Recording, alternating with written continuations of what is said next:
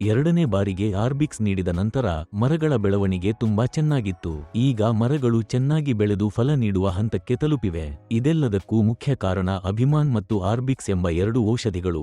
ನಾವು ಈ ಎರಡನ್ನು ಮಾತ್ರ ನಿರಂತರವಾಗಿ ಬಳಸುತ್ತಿದ್ದೇವೆ. ಅಭಿಮಾನ್ ಬಳಸಿದ ನಂತರ ಮರಗಳು ತುಂಬಾ ಆರೋಗ್ಯಕರವಾಗಿ ಬೆಳೆದಿವೆ.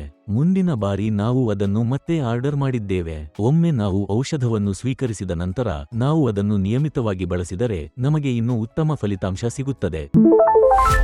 ನಮಸ್ಕಾರ, ನನ್ನ ಹೆಸರು ಕಿಟ್ಟನ್. ನಾನು ತಿರುಪ್ಪೂರು ಜಿಲ್ಲೆಯ ಉಡುಮಲೈ ತಾಲೂಕಿನ ಪುದುಪಾಳೆಯಂ ಪ್ರದೇಶದವನು. ಮಾಲೀಕರ ಹೆಸರು ರಾಮಲಿಂಗ ಗೌಂಡರ್. ಒಟ್ಟು 15 ಎಕರೆ ಭೂಮಿ ಇದೆ.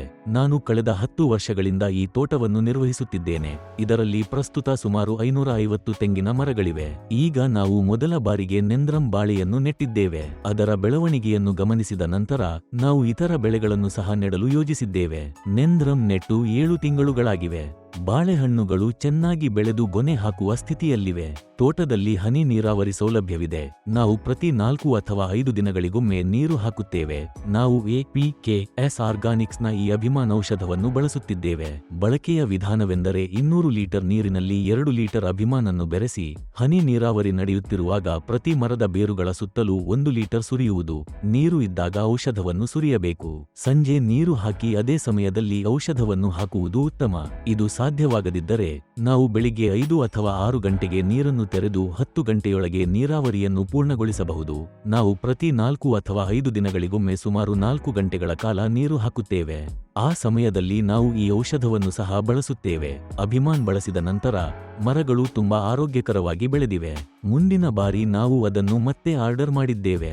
ಒಮ್ಮೆ ನಾವು ಔಷಧವನ್ನು ಸ್ವೀಕರಿಸಿದ ನಂತರ ನಾವು ಅದನ್ನು ನಿಯಮಿತವಾಗಿ ಬಳಸಿದರೆ ನಮಗೆ ಇನ್ನೂ ಉತ್ತಮ ಫಲಿತಾಂಶ ಸಿಗುತ್ತದೆ. ಇಲ್ಲಿಯವರೆಗೆ ನಾವು 2 ಬಾರಿ ಅಭಿಮಾನ್ ಬಳಸಿದ್ದೇವೆ. ಮತ್ತೊಮ್ಮೆ ಅದನ್ನು ಬಳಸಲು ನಾವು ಯೋಜಿಸಿದ್ದೇವೆ. ಅದರ ನಂತರ ನಾವು ಆರ್ಬಿಕ್ಸ್ ಔಷಧವನ್ನು ಸಹ ಬಳಸಿದ್ದೇವೆ. ಇದು ಕಾಂಡವನ್ನು ಬಲಪಡಿಸುತ್ತದೆ ಮತ್ತು ಸಸ್ಯದ ಬೆಳವಣಿಗೆಯನ್ನು ಸುಧಾರಿಸುತ್ತದೆ. ನಾವು ಪ್ರಸ್ತುತ 3ನೇ ಬಾರಿಗೆ ಆರ್ಬಿಕ್ಸ್ ಅನ್ನು ಬಳಸುತ್ತಿದ್ದೇವೆ.